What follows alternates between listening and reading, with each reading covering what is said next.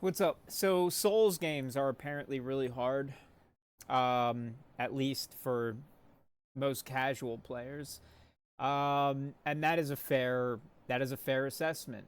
Uh, but I want to talk about that. Why they are hard, and the problem that most casual players will encounter.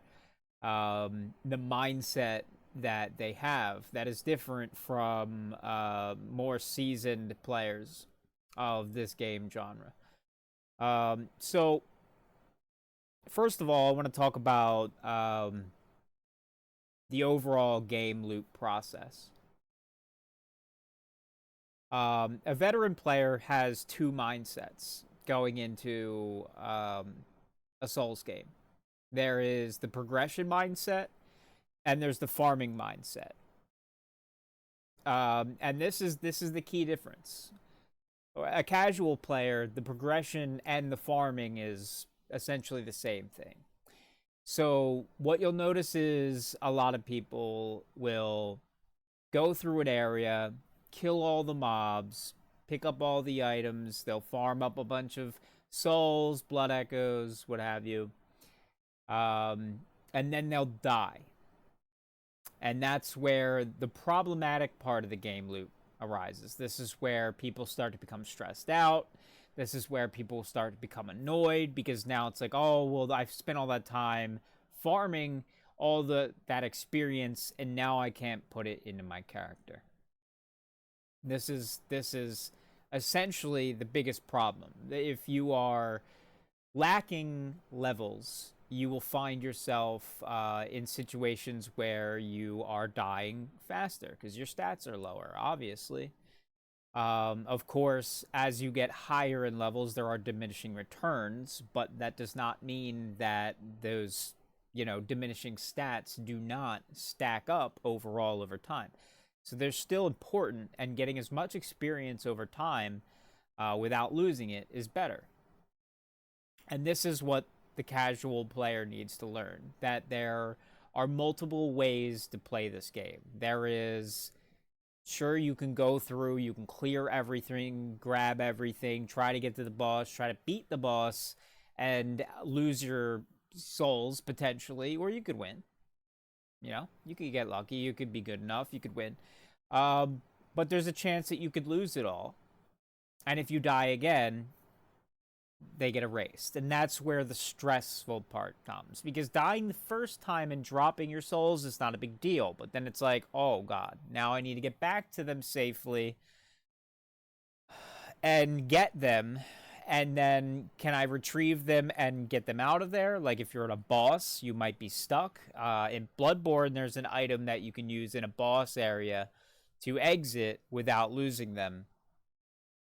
I think they're a limited item. I don't remember, but there are ways around this, of course. But when you start, you're not gonna have this option. So you're generally gonna die, lose a bunch of experience here and there. And it's not the end of the world. It does get stressful and annoying at times, but don't let it deter you. Just keep it in mind that map progression, picking up items, finding the boss, opening the shortcut, stuff like that, progressing the world, that stuff does not get reset. So before you run out there, before you run into a Souls game and just start hacking and slashing at everything, consider making a run through just to try to pick up items. See what you can grab without putting yourself at the risk. Because if you die with no experience held, you don't lose anything. Maybe a small piece of your ego, but who really cares? Unless you're doing some kind of weird no death challenge run, um, chances are you'll be fine. And it's not really that difficult when you're trying to run around and avoid enemies to do so. The real difficulty comes when you start fighting enemies. Let's be realistic. That's where the difficulty is. Moving around enemies and I framing an attack, one attack, and just keep going, not a problem. So keep that in mind. Start the game, run around, learn the map. Learn where those jump scares are that are going to make you lose experience and souls through the process. Figure the map out a little bit. Pick up items to give yourself some more stats. Maybe you'll get some equipment, a new weapon, whatever. You'll find something that'll help you that is an experience. Also, keep in mind that just because the gatekeeping Andes out there don't want you to use certain builds or to summon people, doesn't mean that everybody gives a shit what gatekeeping Andes say. Play however you want. And also remember that because other people are playing however they want, it's really easy to get summoned into boss fights as a helper. So if you get to a boss fight, I highly suggest trying to be a helper for that fight. 1, 2, 3 times, maybe get a clear in you as a helper.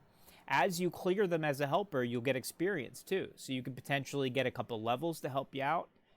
And then if you really want to and feel the need that you have to solo that boss, take what you learned from being a helper, jump in, solo the boss. You can still say, I did it solo, I didn't summon anybody, whatever.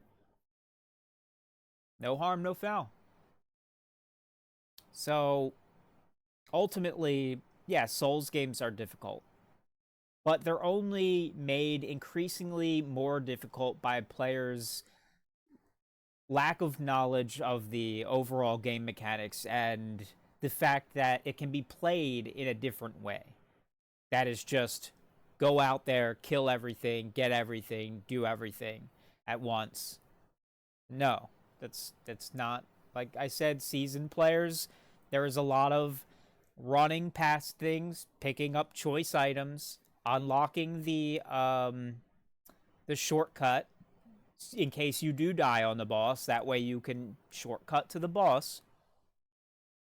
And then when they need to go back and farm items or experience, they know places that are easier to do that instead of stressing out trying to do it on every single enemy in the game. Because there will be areas where you can do it easier, especially as a helper in bosses.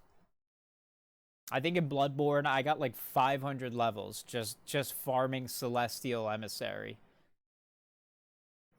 When you are a helper, especially in Bloodborne, I don't know how the some of the other games work internally with the mechanics as a helper, because I know Bloodborne specifically, they did change the way, like the level gap that you needed to be, because there's way less players on that game. You could end up as a helper in a new game plus boss, and I could end up coming out of like one of the easiest boss fights with hundreds of thousands of blood echoes and pop like 5-10 levels, and it's like holy crap, you know. So keep that in mind. Run through without killing stuff, pick up items, learn the map, open the shortcut, whatever. Once you've got it figured out and you want to farm levels, then go around, do some farming. Anyways, that's about it. Souls games, they're really not as hard as people make them out to be. It's more of a mindset thing, mind over matter. You can do it. Anybody can do it.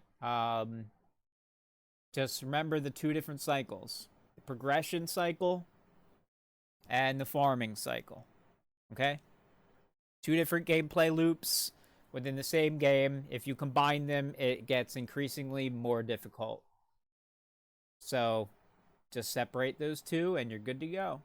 But yeah, there's a lot of Souls-like games coming out that seem interesting, and don't let them scare you. Try them out. That's it. It's just that's it. It's just learning the gameplay loops, learning the boss, how to handle certain boss attacks, and don't be afraid to ask, and don't be afraid to play whatever way you want. Because the gatekeepers, chances are that they've already played through the game on every single different play style anyway, including the one they're trying to tell you not to play. So fuck them. Do what you want. Have fun. Go out there and beat some games, and don't be a bitch about it. They're not too hard. All right. Peace. Have a good one.